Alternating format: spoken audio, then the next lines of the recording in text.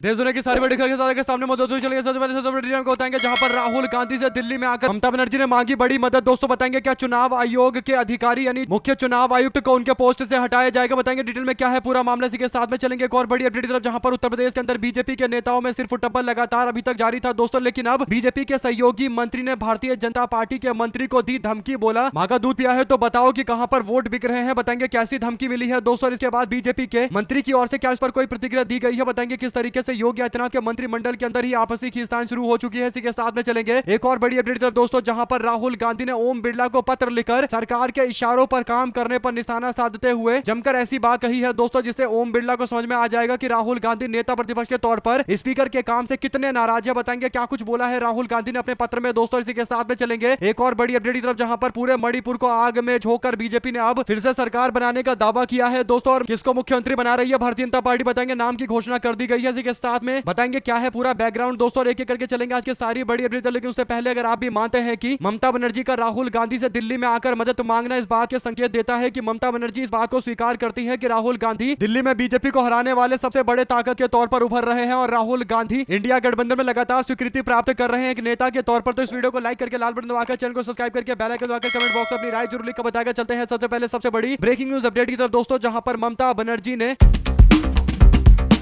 दिल्ली का दौरा किया और वो इलेक्शन कमीशन ऑफ इंडिया से मुलाकात करने के लिए पहुंचे थे। इस दौरान जोरदार तरीके का विवाद हुआ जब ममता बनर्जी बीच बैठक में डेस्क पर हाथ मारते हुए बाहर निकल जाती हैं और विरोध जताते हुए कहती है कि सीईसी उनकी बातें नहीं सुन रहे, यानी चीफ इलेक्शन कमिश्नर उनकी बातें नहीं सुन रहे और पूरी तरीके से भारतीय जनता पार्टी के एजेंट के तौर पर बीजेपी आईटी सेल के तौर पर काम कर रहे हैं। इस बात पर नाराजगी जताते हुए ममता बनर्जी ने कहा है कि वो पूरी तरीके से दिल्ली में जब तक न्याय की मांग को सुनिश्चित नहीं करेंगी तब तक वो दिल्ली से नहीं लौटेंगे और लगातार दिल्ली में मौजूद है दोस्तों। यहाँ तक कि 2 दिन पहले रात में अचानक से बड़ी संख्या में बंगाल पुलिस के अधिकारी अपने लोगों के साथ में यानी सिपाहियों के साथ में दिल्ली पहुंच जाते हैं, जिसके बाद ये पता था कि जोरदार तरीके का हंगामा दिल्ली में होगा और वैसे भी पश्चिम बंगाल के चुनाव होने वाले हैं दोस्तों। और ममता बनर्जी के दिल्ली पहुंचने के बाद बड़ी संख्या में बंगाल पुलिस के लोगों के आने के बाद अब जो जानकारी मिली है वो ये कि एसआईआर को लेकर आज सुप्रीम कोर्ट के अंदर चर्चा होने वाली है दोस्तों। और ममता बनर्जी अपने पूरे पुलिस प्रबंधन के साथ में मौजूद रहेंगे, यानी पूरी सुरक्षा के साथ में ममता बनर्जी सुप्रीम कोर्ट में अपनी सरकार का पक्ष रखने जा रही है। और बड़े दिनों के बाद ऐसा हो रहा है जब एक मुख्यमंत्री सीधा सुप्रीम कोर्ट के अंदर कोर्ट की सुनवाई के दौरान मौजूद रहेंगे दोस्तों। बड़ी बात यह है कि राहुल गांधी को लेकर भी ममता बनर्जी की ओर से एक बात कही गई है, जिससे लग रहा है कि सीईसी यानी चुनाव अधिकारी जो है, जो मुख्य चुनाव अधिकारी है दोस्तों ज्ञानेश कुमार, उनके खिलाफ ममता बनर्जी ने पूरी तरीके से युद्ध छेड़ रखा है। ममता बनर्जी कहती है कि मैं सीईसी ज्ञानेश कुमार से मुलाकात करने के लिए गई थी तो ज्ञानेश कुमार के साथ मेरी बहस हो गई और उन्होंने संकेत दिया है कि वो सारी पार्टियों से बातचीत कर रही है और ज्ञानेश कुमार को उसके पोस्ट से हटाया जाएगा, यानी ज्ञानेश कुमार के खिलाफ महाभियोग का प्रस्ताव पार्लियामेंट के सेशन के अंदर यानी पार्लियामेंट के सत्र के दौरान लेकर आया जाएगा। और ज्ञानेश कुमार विपक्ष की बातों को नहीं सुन रहे हैं और ममता बनर्जी बार बार बोल रही हैं कि पश्चिम बंगाल में लोग एसआईआर के कारण, गलत एसआईआर इस्तेमाल करने के कारण मारे जा रहे हैं और इस पर चुनाव आयोग पूरी तरीके से चुप्पी साधकर बैठा हुआ है दोस्तों। लगातार लोगों को नोटिस पर नोटिस जारी किए जा रहे हैं और ममता बनर्जी ने इन्हीं पर नाराज जताते हुए कहा है कि वो महाभियोग की प्रक्रिया शुरू कर रही है, यानी मुख्य चुनाव आयुक्त सीईसी को हटाने के लिए पार्लियामेंट के अंदर महाभियोग का प्रस्ताव लेकर आया जाएगा और पूरे विपक्ष को एकजुट किया जा रहा है। ममता बनर्जी ने उम्मीद जताई है कि राहुल गांधी उनके साथ में खड़े होंगे और तृणमूल कांग्रेस के लोगों ने कांग्रेस पार्टी से संपर्क साधना शुरू कर दिया है दोस्तों। अगर आप भी मानते हैं कि ममता बनर्जी ने यह प्रस्ताव लाने का फैसला लिया है, ममता बनर्जी चंद्रबाबू नायडू को अच्छे से जानती है दोस्तों। अगर चंद्रबाबू नायडू का समर्थन मिल जाए तो महाभियोग का प्रस्ताव आराम से पास करवाया जा सकता है और सीईसी को उनके पोस्ट से हटाया जा सकता है। अब अगर ममता बनर्जी ये प्रयास कर रही है और राहुल गांधी से उम्मीद जता रही है कि समर्थन मिलेगा, तो इससे पता चलता है कि राहुल गांधी की देश की राजनीति में कितनी वैल्यू है दोस्तों। और लोग मानते हैं कि राहुल गांधी ही बीजेपी की सरकार के खिलाफ लड़ाई लड़ सकते हैं। अगर आप भी मानते हैं कि ये संकेत है कि इंडिया गठबंधन धीरे धीरे करके फिर से एकजुट होता जा रहा है, तो अपनी राय जरूर लिखकर बताएगा। चलते हैं एक और बड़ी अपडेट की तरफ दोस्तों, जहां पर उत्तर प्रदेश के अंदर शंकराचार्य से जुड़े प्रकरण के बाद तो योगी आदित्यनाथ की सरकार के अंदर मंत्रिमंडल के अंदर दोस्तों पूरी तरीके से एक दूसरे के खिलाफ जमकर विरोध चल रहा है। मामला इतना ज्यादा तल्खी भरा पहुंच चुका है कि अब योगी आदित्यनाथ सरकार के मंत्रिमंडल के 2 नेता आपस में भिड़ गए और एक दूसरे के मां को लेकर भी उल्टी सीधी बातें बोलने लगे दोस्तों। आपको बता दें कि अनिल राजभर भारतीय जनता पार्टी के राजभर समाज के नेता है और योगी सरकार के मंत्रिमंडल के व्यक्ति है दोस्तों, मंत्री है। और ऐसे में ओपी राजभर ने अनिल राजभर योगी आदित्यनाथ सरकार के मंत्री को खरी खोटी सुनाते हुए कहा कि अगर अनिल राजभर ने अपनी मां का का दूध पिया है तो वो ये बताए कि देश के किस दुकान पर वोट बेचा जाता है। इसी बयान को लेकर अनिल राजभर ने नाराजगी जताई है दोस्तों। यानी अनिल राजभर ने पहले निशाना साधते हुए सुहेलदेव भारतीय समाज पार्टी के नेता ओपी राजभर पर आरोप लगाया था कि उन्होंने राजभर समाज के लोगों के वोट बेचे हैं। और अब अनिल राजभर को लेकर ओपी राजभर ने जिन शब्दों का इस्तेमाल किया है कि उन्होंने अगर मां का दूध पिया है तो बताए कि वोट कहां पर किस दुकान पर बिक रहा है, तो अब इसका जवाब देते हुए अनिल राजभर ने नाराजगी जताई दोस्तों। उन्होंने कहा कि मां के दूध जैसी टिप्पणी नहीं करनी चाहिए। उन्होंने कहा कि हम अपनी मां का दूध पीकर बड़े हुए हैं। इस तरह की भाषा ना तो राजनीति को शोभा देती है और ना ही समाज के अंदर इस तरीके की भाषा को शोभा देती है। कुल मिलाकर दोस्तों अब वो पूरे मामले पर लड़ाई को रोकने की कोशिश कर रहे हैं, लेकिन ओपी राजभर ने खुलकर मोर्चा खोल दिया था। अगर आप भी मानते हैं कि ओपी राजभर को योगी आदित्यनाथ की सरकार में खुली छूट दी गई है दोस्तों, जो मन कर रहा है वो बोल रहे हैं। भारतीय जनता पार्टी के वरिष्ठ नेताओं को भी धमकाया जा रहा है और ओपी राजभर को चुनौती देने के लिए, या यूं कहिए कि ओपी राजभर के सामने राजभर वोटों को बीजेपी के पक्ष में लाने के लिए भारतीय जनता पार्टी अनिल राजभर को आगे करती है दोस्तों। और आलम यह है कि अनिल राजभर ओपी राजभर से लड़ना तो दूर की बात, ओपी राजभर के उल्टे बयान का प्रति उत्तर भी नहीं दे पा रहे, क्योंकि उनको डर है कि उनके ऊपर कोई कार्रवाई ना हो जाए। दो शब्द जरूर लिखकर बताएगा, ज्यादा से ज्यादा वीडियो को शेयर कीजिएगा। चलते हैं एक और अपडेट की तरफ, जहां पर ओम बिरला को लगता है कि उनका काम यह है कि भारतीय जनता पार्टी के पक्ष में माहौल बनाकर रखे और कोई भी पार्लियामेंट के अंदर बीजेपी सरकार से सवाल ना पूछ ले। और एक स्पीकर के तौर पर ओम बिरला को निष्पक्ष रहना चाहिए दोस्तों, लेकिन ऐसा लगता है कि वो किसी निष्पक्षता के साथ काम नहीं करते, बल्कि भारतीय जनता पार्टी के एक मंझे हुए नेता की तरह काम करते हैं दोस्तों। राहुल गांधी को बार बार बीते दिन टोका जा रहा था। इसके बाद राहुल गांधी ने फैसला लिया कि वो चिट्ठी लिखेंगे। फिर राहुल गांधी ने लेटर लिखते हुए मंगलवार को ओम बिरला को कहा कि सरकार के इशारे पर खुद को सदन में बोलने से रोकने का आरोप लगाते हुए कि ये लोकतंत्र के लिए एक काला धब्बा है कि आप नेता विपक्ष को बोलने तक नहीं दे रहे। ओम बिरला पर राहुल गांधी का जो पत्र है दोस्तों, उसमें वो कहते हैं कि मैं बीते दिन बोलने के लिए खड़ा हुआ तो मुझे स्पीकर ने बोला कि मैं बोल नहीं सकता। ऐसा इसलिए क्योंकि मैं जो बोल रहा था, यानी जिस किताब को पढ़कर बोल रहा था, उसको ऑथेंटिकेट करने के लिए बोला जा रहा था कि ये साबित करो कि जो आप बोल रहे हो वो सही, वो लीगल सोर्स है, वो एकदम ऑथेंटिकेट चीज है, यानी प्रमाणिक है। राहुल गांधी ने कहा कि मैं प्रमाणिक करता हूं कि ये डॉक्यूमेंट सही है, मुझे बोलने देना चाहिए। लेकिन राहुल गांधी अपने लेटर में कहते हैं कि मेरे बार बार रिक्वेस्ट करने के बावजूद, यानी बार बार मांग करने के बावजूद मुझे स्पीकर ने बोलने नहीं दिया, जबकि हमेशा से ये नियम रहा है पार्लियामेंट के अंदर कि किसी भी डॉक्यूमेंट को अगर कोई सदस्य बोलता है तो उस डॉक्यूमेंट की जिम्मेदारी उस सदस्य की होती है। राहुल गांधी ने कहा कि मैं जिम्मेदारी लेने को तैयार था, इसके बावजूद बार बार स्पीकर टोकने लगे और बार बार मुझे बोलने के लिए रोका जाता रहा। उन्होंने कहा कि स्पीकर महोदय, आपका काम है इम्पार्शियल, यानी आप एक निष्पक्ष कस्टोडियन की तरह काम करिए, यानी आप एक गार्जियन है पूरे संसद के, लोकसभा के, और आपका काम है कि सबको सही से मौका मिले, उनको अपने अधिकारों का इस्तेमाल करने का मौका मिले, लोगों को बोलने, खासकर जो ओपोजिशन के लोग हैं, विरोधी दल के लोग हैं, उनको बोलने का मौका मिले और उनके अधिकारों की रक्षा करना आपका काम है। लेकिन जो हरकतें आपने करी है वो पूरी तरीके से ऐसा लगता है कि आप निष्पक्ष नहीं बल्कि पक्षपातपूर्ण रवैये के साथ काम कर रहे हैं। राहुल गांधी ने कहा कि ये हमारे लोकतंत्र के लिए एक बहुत बड़ा काला धब्बे वाला दिन था जब एक नेता विपक्ष को बोलने नहीं दिया गया। उन्होंने कहा कि ये हमारी डेमोक्रेसी के लिए काला दिन था जिसके खिलाफ मैं अपना विरोध जताता हूं। कुल मिलाकर दोस्तों, स्पीकर को आईना दिखाते हुए ये पोस्ट राहुल गांधी की ओर से, ये लेटर राहुल गांधी की ओर से लिखा गया है। अगर आप भी मानते हैं कि लीडर ओपोजिशन यानी विपक्ष के नेता को अगर बोलने नहीं दिया जाएगा तो देश के विपक्ष के लोग यानी जनता की आवाज को कौन सुनेगा। अगर आप भी इस बात का समर्थन करते हैं तो वीडियो को लाइक करके अपनी राय जरूर लिखकर बताएगा दोस्तों। इसके इतर अगर आप लोग कुछ और कहना चाहते हैं तब भी लिखकर जरूर बताएगा। चलते हैं एक और अपडेट की तरफ, जहां पर मणिपुर के अंदर भारतीय जनता पार्टी पिछले लगभग 10 सालों से सरकार में है दोस्तों। और मणिपुर में बीजेपी जब से सरकार में है तब से स्थिति यह है कि मणिपुर जो अच्छा खासा शांत इलाका, एक प्रदेश, एक राज्य हुआ करता था दोस्तों, उस राज्य के अंदर इतनी ज्यादा गंदी नजर लग गई कि वो राज्य अशांति के दलदल में धकेल दिया गया। और इसके पीछे सबसे बड़ा कारण यह था कि भारतीय जनता पार्टी के नेता और पूर्व मुख्यमंत्री मणिपुर के एन बीरेन सिंह ने कुछ भी कदम नहीं उठाया। और मैतेई और किस समुदाय के बीच में जारी बवाल के पीछे सबसे बड़ा कारण यह था कि बीजेपी सरकार पूरी तरीके से असमर्थ थी हालात को कंट्रोल करने के लिए दोस्तों। बल्कि भारतीय जनता पार्टी के नेता एन बीरेन सिंह पर आरोप भी लगा था कि उन्होंने एक समुदाय विशेष का समर्थन किया और दूसरे समुदाय विशेष के ऊपर अटैक करवाए गए, जिस कारण से दूसरा समुदाय बीजेपी के नेता एन बीरेन सिंह को अपना नेता ही नहीं मानता दोस्तों, बल्कि यूं कहिए कि पूरा का पूरा समाज, पूरे के पूरे मणिपुर के लोग भारतीय जनता पार्टी से इतने नाराज थे दोस्तों कि बाद में बीजेपी को मुख्यमंत्री का चेहरा हटाना पड़ा, यानी एन बीरेन सिंह को हटाकर राष्ट्रपति शासन से स्थिति को कंट्रोल करने की कोशिश करनी पड़ी। हालांकि भारतीय जनता पार्टी से स्थिति तब भी कंट्रोल नहीं हुई। आज की भी स्थिति ऐसी है कि मणिपुर के अंदर दोनों समुदायों के बीच में स्थिति पुरानी जैसी नहीं बन पाई है दोस्तों। और इसके बाद वो भारतीय जनता पार्टी ने फिर से राज्य के अंदर अपनी सरकार बनाने की कवायद को तेज कर दिया है। भारतीय जनता पार्टी ने तरुण चुग को बीजेपी के पर्यवेक्षक के तौर पर मणिपुर में भारतीय जनता पार्टी के विधायक दल के नेता को चुनने के लिए भेजा गया था दोस्तों। यहाँ पर बीजेपी के नेता तरुण चुग ने फैसला लिया और विधायक दल की बैठक के बाद जिस व्यक्ति के नाम पर मोहर लगा दी गई है दोस्तों, वो व्यक्ति है युमनाम खेमचंद सिंह मणिपुर में। और बीजेपी के विधायक दल के नेता उनको चुन लिया गया है, यानी वो मुख्यमंत्री बनेंगे। और ये मणिपुर एक ऐसा राज्य है जहां पर गृह मंत्री कौन होगा, ये सबसे बड़ी बात है दोस्तों। और गृह मंत्री के तौर पर गोविंद दास को आगे किया गया है, उनको राज्य का गृह मंत्री बनाया जाएगा। यानी चेहरे के तौर पर युमनाम खेमचंद सिंह का नाम आगे किया गया है, जो आज शाम को मणिपुर के अगले मुख्यमंत्री के पोस्ट पर शपथ लेंगे। दोस्तों आपको क्या लगता है कि इससे हालात कंट्रोल में आएंगे या फिर भारतीय जनता पार्टी के लोग केवल खाना पूर्ति के लिए ही नए नए नेताओं को आगे कर रहे हैं? आम जनता को इससे कुछ फर्क नहीं पड़ता और आम जनता भारतीय जनता पार्टी का शासनकाल देकर इतनी बुरी तरीके से परेशान है कि जनता चाहती है कि दोबारा चुनाव हो, ना कि बार बार बीजेपी के लोगों को जनता के ऊपर थोपा जाए दोस्तों। और वैसे भी भारतीय जनता पार्टी के नेता खेमचंद सिंह के बारे में और डिटेल निकलनी शुरू हो गई है। सारी जानकारी आगे आप तक लगातार पहुंचाते रहेंगे। चलते हैं एक और बड़ी अपडेट दोस्तों, जहां पर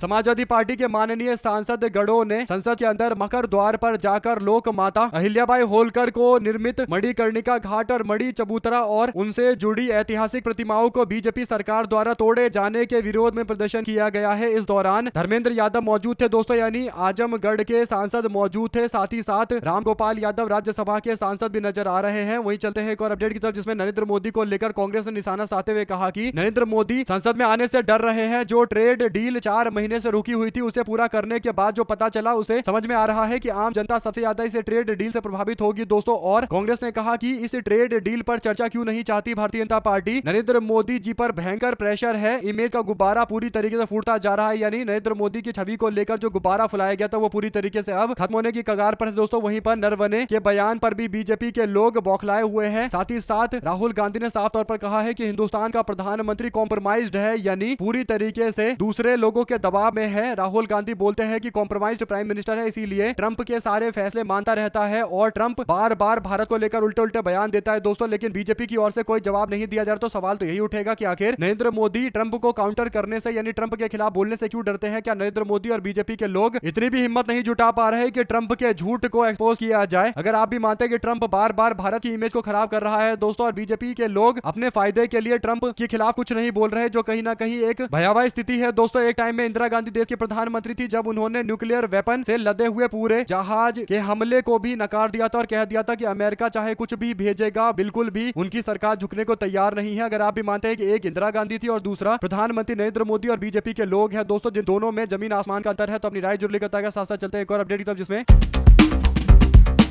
महाराष्ट्र को लेकर एक बात सबके सामने स्पष्ट हो गई थी दोस्तों कि महाराष्ट्र के अंदर भारतीय जनता पार्टी यानी अमित शाह का सीधा कंट्रोल है एनसीपी अजित पवार गुट पर, और अमित शाह के कहने पर ही या अमित शाह के मन मुताबिक ही ये फैसला लिया गया और सुनेत्रा पवार को आनंद फानंद में उप मुख्यमंत्री बना दिया गया, ताकि एनसीपी अजित पवार गुट का किसी भी तरीके का समन्वय या फिर किसी भी तरीके का मर्जर, आपसी एकता शरद पवार गुट के साथ में ना हो। और शरद पवार ने कहा कि परिवार को बताया भी नहीं गया और सुनेत्रा पवार को उप मुख्यमंत्री बना दिया गया। ऐसे में दोस्तों कुछ लोग मानते हैं कि एनसीपी पर अब नरेंद्र मोदी और अमित शाह का कंट्रोल है और ये कंट्रोल एनसीपी के ऊपर एक नेता के थ्रू है, यानी एक नेता के रास्ते, और वो है प्रफुल्ल पटेल। प्रफुल्ल पटेल को एनसीपी ने अपना कार्यकारी अध्यक्ष बनाया है, जबकि सुनेत्रा पवार को एनसीपी ने राष्ट्रीय अध्यक्ष बनाया है दोस्तों। और प्रफुल्ल पटेल क्योंकि गुजरात से आने वाले नेता है और अमित शाह के काफी करीबी माने जाते हैं, तो ऐसा माना जा रहा है कि अब एनसीपी को प्रफुल्ल पटेल अपने हिसाब से चलाएंगे और सुनेत्रा पवार उप मुख्यमंत्री के पोस्ट पर रहेंगी। सुनील तटकरे को एनसीपी महाराष्ट्र का अध्यक्ष बनाया गया है। अगर आप भी मानते हैं दोस्तों कि एनसीपी में बीजेपी के लोगों का दखल बढ़ चुका है और शरद पवार जो बोल रहे थे वो बातें धीरे धीरे करके सबके सामने उभर कर आने लगी है, वैसे में एनसीपी के लोगों को तय करना है कि क्या शरद पवार की जो पार्टी जिसे तोड़कर अजित पवार लेकर आए थे, और अजित पवार के पास ये पार्टी अच्छे खासे कंट्रोल में थी, लेकिन अब सुनेत्रा पवार के उप मुख्यमंत्री बनने के बाद इस पर बीजेपी के लोगों का कब्जा हो गया है, तो क्या एक मराठी पार्टी पर बीजेपी के लोग दिल्ली से कंट्रोल करेंगे? क्या एनसीपी के समर्थक इस बात को स्वीकार कर सकते हैं? राज ठाकरे ने तो साफ तौर पर कहा कि कोई भी गुजराती अध्यक्ष नहीं बनना चाहिए और इसीलिए प्रफुल्ल पटेल को लेकर विचार किया जाता है कि राष्ट्रीय अध्यक्ष बनाएंगे, लेकिन अब केवल कार्यकारी अध्यक्ष बनाया गया है। आप लोग अपनी राय जरूर लेकर बताएगा। चलते हैं एक और अपडेट की तरफ, जहां पर बजट सत्र के 5वें दिन यानी बीते दिन भी जोरदार तरीके का हंगामा जारी रहा। लोकसभा में राहुल गांधी ने कहा कि आज भी चीन के मुद्दे को लेकर मुझे बोलने नहीं दिया जा रहा। राहुल गांधी अपनी बात बोलने पर अड़े थे, लेकिन स्पीच पूरी नहीं हो सकी दोस्तों। हंगामे को बढ़ता देख लोकसभा के अंदर कार्रवाई को 3 बजे तक के लिए स्थगित कर दिया गया। गौरतलब है कि राहुल गांधी ने सोमवार को सदन के अंदर चीन का मुद्दा उठाया था, जिसके बाद लोकसभा में जमकर हंगामा हुआ और राहुल गांधी के स्पीच के दौरान ही केंद्रीय गृह मंत्री अमित शाह ने, रक्षा मंत्री राजनाथ सिंह ने तीखी प्रतिक्रिया दी थी। हंगामा जोरदार तरीके से आगे बढ़ा और अब राहुल गांधी वापस से अपना बयान पूरा करने के लिए खड़े हुए तो उनको फिर से बयान पूरा नहीं करने दिया गया। अगर आप भी मानते हैं कि राहुल गांधी के बयान से कुछ लोग इतना ज्यादा डरते हैं कि राहुल गांधी बोलने के लिए खड़े होते हैं और वे लोग उठ जाते हैं और उठकर भागने की कोशिश करने लगते हैं, अगर आप भी मानते हैं कि राहुल गांधी का डर तो पार्लियामेंट के अंदर चौतरफा चारों तरफ पसरा हुआ है, तो अपनी राय जरूर लिखकर बताएगा। दोस्तों चलते हैं एक और अपडेट की तरफ, जहां पर खबर सामने आ रही है राहुल गांधी के संबोधन से जुड़ी हुई दोस्तों, जहां पर राहुल गांधी ने कहा कि मैं राष्ट्रीय सुरक्षा का मुद्दा उठाना चाहता हूं लेकिन बीजेपी के लोग उठाने नहीं दे रहे, जबकि राष्ट्रीय सुरक्षा तो हमारे पार्लियामेंट के अंदर डिस्कस किया जाना चाहिए और राहुल गांधी डिफेंस कमेटी के मेंबर भी हैं, तो सुरक्षा पर वो सवाल नहीं पूछेंगे तो आखिर कौन सवाल पूछेगा। साथ साथ दोस्तों राइट विंग के जितने भी लोग हैं उनको काम पर लगा दिया गया, ये बताकर कि नरेंद्र मोदी ने ट्रंप के साथ में डील किया है और जो तथाकथित पत्रकार है वे लोग भी पूरी तरीके से जश्न मना रहे हैं कि एक बहुत बड़ा ट्रेड डील हो गया है। जबकि दोस्तों व्यापार को लेकर जो अमेरिका के साथ में डील हुआ है, जो दोनों ने शर्तें मानी है, उसमें भारत को नुकसान है, यानी भारत अमेरिका के सामान पर लगने वाले टैक्स को 0% के आसपास करेगा, यानी अमेरिका के सामान पर कोई टैक्स नहीं लगेगा और भारत के सामान पर अभी भी 25% से घटाकर 18% का टैक्स लगेगा, यानी 18% टैक्स तो अभी भी लग रहा है। तो फिर कौन सा डील नरेंद्र मोदी ने किया है जिस बात की तारीफ करते हुए जमकर बीजेपी वाले जश्न मना रहे हैं, एनडीए गठबंधन वाले जश्न मना रहे हैं। दोस्तों आप लोग अपनी राय जरूर लिखकर बताएगा। चलते हैं एक और बड़ी अपडेट की तरफ, जिसमें भारत और अमेरिका के ट्रेड डील की घोषणा के बाद भारत के आयात पर शुल्क घटाकर 18% कर दिया गया है। इसको लेकर अमेरिकी नेताओं के बयान सामने आ गए हैं, जिसमें उन्होंने भारत की सराहना की है और इस कड़ी में अमेरिका के कृषि सचिव ब्रूक रॉलिंस का बयान आया है। उन्होंने कहा कि इस ट्रेड डील से भारत के बाजार में अमेरिकी कृषि उत्पाद के एक्सपोर्ट को बढ़ावा मिलने की उम्मीद है, यानी ज्यादातर जो अमेरिका के किसानों से जुड़े हुए जो अमेरिकी किसानों के प्रोडक्ट है दोस्तों, जो सामान है, चाहे सब्जी वगैरह हो या फिर दूध वगैरह, उन सारी चीजों को अमेरिका के मंत्री दावा कर रही है कि बड़ी संख्या में, बड़ी मात्रा में भारत भेजा जाएगा। तो क्या भारत के जो किसान हैं उनके लिए बीजेपी के लोग एक ऐसा समझौता साइन करके आए हैं जिससे हमारे देश के किसान पूरी तरीके से बर्बाद हो जाएंगे? इसका जवाब बीजेपी वालों को देना चाहिए। अमेरिका कृषि सचिव ब्रूक रॉलिंस ये कहती है कि अमेरिका के जो किसानी से जुड़े हुए प्रोडक्ट हैं उनको भारत का पूरा बाजार मिल गया है, जो काफी बड़े संकट की ओर इशारा करता है। दोस्तों हालांकि भाजपा सरकार बोल रही है कि अभी ट्रेड को लेकर फाइनल बातचीत चल रही है, कोई मुहर नहीं लगा। अगर पूरा बातचीत नहीं हुआ तो फिर नरेंद्र मोदी किस बात को लेकर जश्न मना रहे थे? बीते दिन नरेंद्र मोदी और ट्रंप की ओर से, दोनों की ओर से ऐलान किया गया था। अगर आप भी मानते हैं दोस्तों कि बिना अनाउंसमेंट के जश्न ऐसे मना रहे थे जैसे इन्होंने बहुत बड़ा प्रोजेक्ट साइन कर लिया हो, लेकिन अब जब हकीकत सबके सामने आ गई है तो चुप्पी साध कर बैठ रहे हैं। दो शब्द इनके बारे में भी लिखकर जरूर बताएगा। ज्यादा से ज्यादा वीडियो को शेयर कीजिएगा। चलते हैं एक और बड़ी अपडेट दोस्तों, जहां पर अखिलेश यादव ने एक बड़ा दावा किया है। अखिलेश यादव कहते हैं कि 1,99,000 पीडीए समाज के जो वोटर्स हैं उन लोगों का नाम लिस्ट से काटने को लेकर बीजेपी ने एक बड़ी साजिश कर रखी है। 2027 में इन लोगों की हार तय है, इसलिए अब ये बेईमानी पर पूरी तरीके से उतर आए हैं। अखिलेश कहते हैं कि बीजेपी के लोग पहले कह रहे थे कि 4 करोड़ के आसपास उनके मतदाताओं के नाम लिस्ट में नहीं जोड़े गए। उसके बाद जब SIR दोबारा से नोटिस के माध्यम से किया जा रहा है, यानी कई लोगों को नोटिस जारी किया जा रहा है, तो अब पीडीए के लोगों के लिस्ट से नाम काटने की एक बड़ी साजिश चल रही है। अखिलेश यादव की बात से अगर आप भी इत्तेफाक रखते तो कमेंट बॉक्स में अपनी राय जरूर लिखकर बताएगा। चलते हैं एक और अपडेट की तरफ, जहां पर लोकसभा में पीठासीन अधिकारी की और पेपर उछाले जाने के मामले को लेकर दोस्तों विपक्षी सांसदों को बजट सत्र से निलंबित कर दिया गया है। विपक्षी सांसदों ने पीठासीन अधिकारी की ओर पेपर उछाला था दोस्तों और भारी हंगामा किया था। बाद में स्पीकर ने लोकसभा कार्रवाई को बुधवार यानी आज तक के लिए स्थगित कर दिया है। लोकसभा में अलग अलग मुद्दों को लेकर चर्चा चल रही है और 8 विपक्ष के सांसदों को सस्पेंड किया गया, तो राहुल गांधी उनके साथ मजबूती से खड़े रहे और पार्लियामेंट के गेट के बाहर राहुल गांधी ने कहा कि वो विपक्ष की आवाज को दबने नहीं देंगे। बार बार विपक्ष के सांसदों को टारगेट करते हुए कोई ना कोई फैसला लिया जा रहा है, उनको अब सस्पेंड तक किया गया है। आप लोग अपनी राय जरूर लिखकर बताएगा। साथ साथ चलते हैं एक और अपडेट की तरफ, जहां पर अखिलेश यादव ने, राष्ट्रीय अध्यक्ष समाजवादी पार्टी के नेता ने कहा कि अमेरिका कृषि उत्पादों और खाद्यान्नों के लिए भारत का मार्केट खोल देना ये अपने आप में देश के किसानों के साथ किया गया एक बड़ा अपराध है। सपा के प्रमुख ने सोशल मीडिया प्लेटफॉर्म के माध्यम से कहा कि किसान एक बार फिर से बीजेपी सरकार के अंदर बर्बादी के कगार पर आता हुआ नजर आने लगा है। उन्होंने कहा कि बीजेपी ने फिर किया किसानों पर वार, भाजपा सरकार दे जवाब। क्या है दबाव? भारत के बाजार पर अमेरिकी कृषि उत्पादों व खाद्यान्नों के लिए खोल देना दोनों क्षेत्र के अंदर किसानों को बुरी तरीके से प्रभावित करेगा और हमारे देश के खेती किसानी और रोजी बसर करने वाले लोगों की संख्या यानी 70% के आसपास है। यानी खेती आधारित भारत की अर्थव्यवस्था है दोस्तों। 70% लोग डायरेक्ट इनडायरेक्ट तरीके से इस पर निर्भर करते हैं और मोदी सरकार जो पॉलिसी साइन करके आई है, जो डील करके आई है, अखिलेश यादव का इसी डील की ओर निशाना है दोस्तों। अपनी राय जरूर लिखिएगा। साथ साथ सुप्रीम कोर्ट ने सोशल मीडिया प्लेटफॉर्म व्हाट्सएप पर उसकी पेरेंट कंपनी मेटा को कड़ी टक्कर देने वाले व्हाट्सएप की 2021 की प्राइवेसी पॉलिसी पर सुप्रीम कोर्ट ने मंगलवार को सुनवाई की और सुनवाई की शुरुआत में केंद्र सरकार की ओर से सॉलिसिटर जनरल तुषार मेहता भी मौजूद रहे और व्हाट्सएप की प्राइवेसी पॉलिसी को शोषणकारी बताते हुए कहा कि ये न केवल यूजर्स के डेटा को साझा करती है बल्कि उसे व्यवसायिक उद्देश्यों के लिए भी इस्तेमाल करती है। इस पर मुख्य न्यायाधीश सूर्यकांत ने कठोर शब्दों में बोला कि अगर हमारे संविधान का पालन नहीं करना तो आप यहाँ से चले जाइए, भारत में आपको रहने की कोई इजाजत नहीं है। अगर आप भारत के नागरिकों के प्राइवेसी से समझौता करेंगे तो फिर हमारे पास कोई विकल्प नहीं है, हम आपको यही बोलेंगे कि आप चले जाइए अगर आप भारत के संविधान का अवमानना करेंगे। यानी संविधान के अंदर आर्टिकल 21 में राइट टू प्राइवेसी आता है और उसका पालन करना पड़ेगा। अगर नहीं करेंगे तो आप लोग यहाँ से चलिए, बोरिया बिस्तर बांधिए। अगर आप भी मानते दोस्तों की बात तो एकदम सही है। ऐसे में बड़ी बड़ी कंपनियों के लिए एक मैसेज भी है कि वो भारत की जमीन पर जितने भी कानून है उसका पालन करे और अगर भारत की सरजमी के कानून नहीं मानेंगे तो फिर बड़ी बड़ी कंपनियों का यहाँ रहने का कोई औचित्य नहीं है। क्या आपको लगता है कि जज ने सही बोला या फिर उनको थोड़ा संयम बरतना चाहिए? जो भी आपकी राय है लेकर जरूर बताएगा। साथ साथ अंकिता भंडारी हत्याकांड मामले को लेकर नई अपडेट आई है दोस्तों। खबर यह है कि